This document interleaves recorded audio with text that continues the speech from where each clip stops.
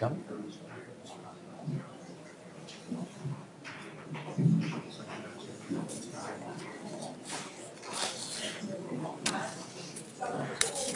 Ladies and gentlemen, please make sure don't sit next to your cell phone, don't turn them off.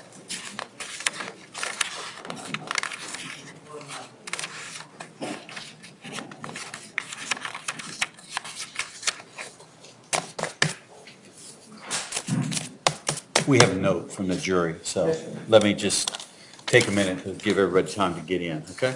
Yes. So I'll be back in a second.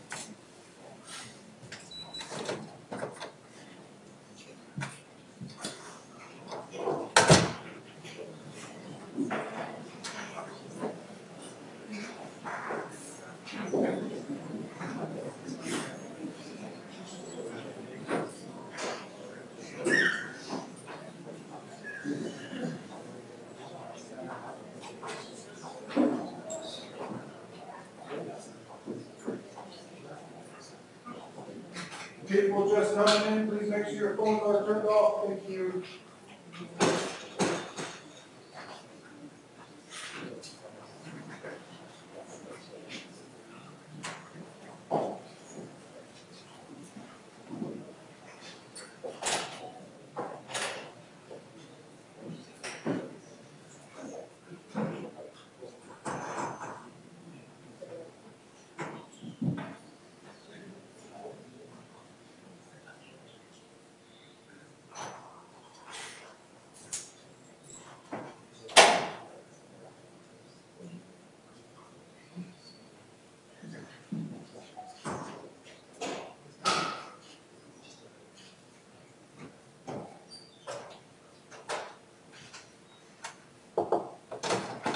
All right.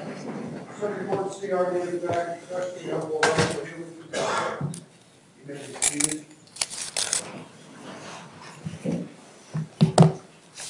All right, ladies and gentlemen, we have a note from the jury. And the note reads as follows. We have reached a verdict on 4 of the 5 counts. We are unable to reach a unanimous verdict on count 1 or any of the lesser included offenses.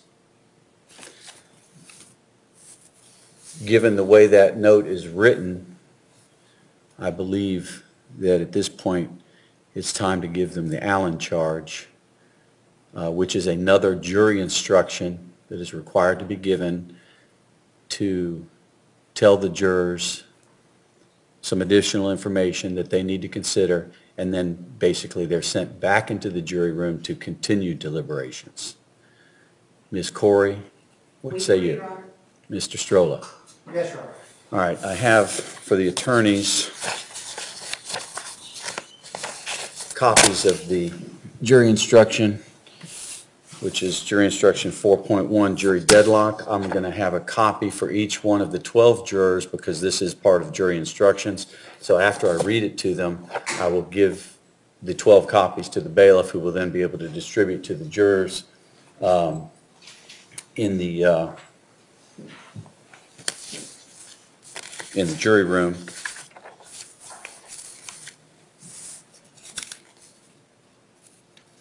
And I think that'll do it. So are we ready to proceed then? Yes, Your Honor. All right, well then bring the jurors on in, please.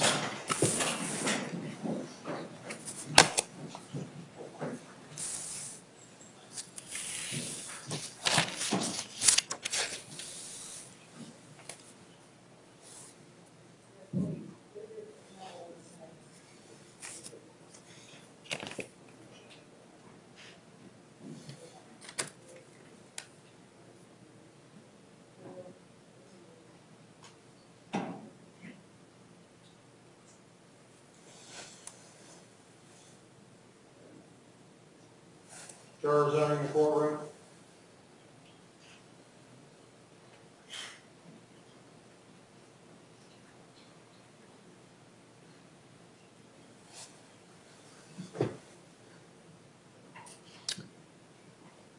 All right, ladies and gentlemen, thank you. You can have a seat. I am in receipt of your note, and for the record indicating that you had reached a verdict on 4 of the 5 counts and are unable to reach a unanimous verdict on count 1 or any of the lesser included offenses related to it.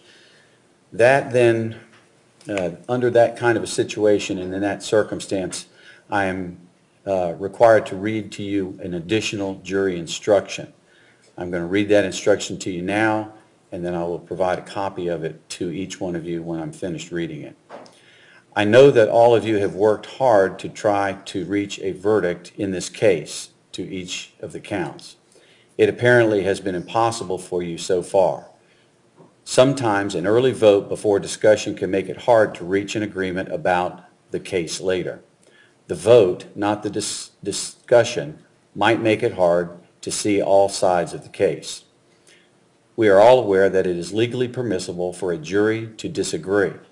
There are two things a jury can lawfully do: agree on a verdict or disagree on what the facts of the case may truly be. There is nothing to disagree on about the law. The law is as I told you. If you have any disagreements about the law, I should clear them up for you now. That should be my problem, not yours. If you disagree over what you believe the evidence showed, then only you can resolve that conflict if it is to be resolved.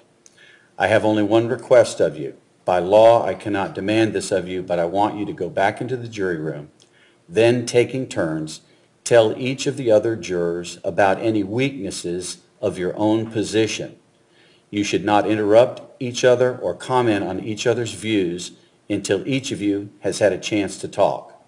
After you've done that, if you simply cannot reach a verdict, then return to the courtroom and I will declare this case mistried as to that count and will discharge you with my sincere appreciation for your services. Thank you, ladies and gentlemen. You may now retire for further deliberations, and we will provide you a copy of this instruction.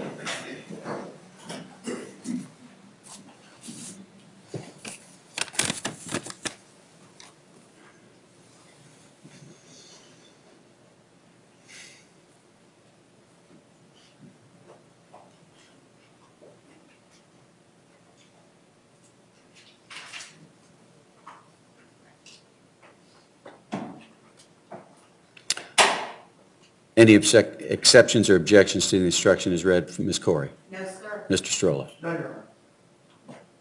Have we talked yet today, Mr. Dunn? Any exceptions or objections to that No, Your Honor. instruction? All right. Unless there's anything else, we will be in recess until we hear further from the jury. Thank you. Thank you, ladies and gentlemen.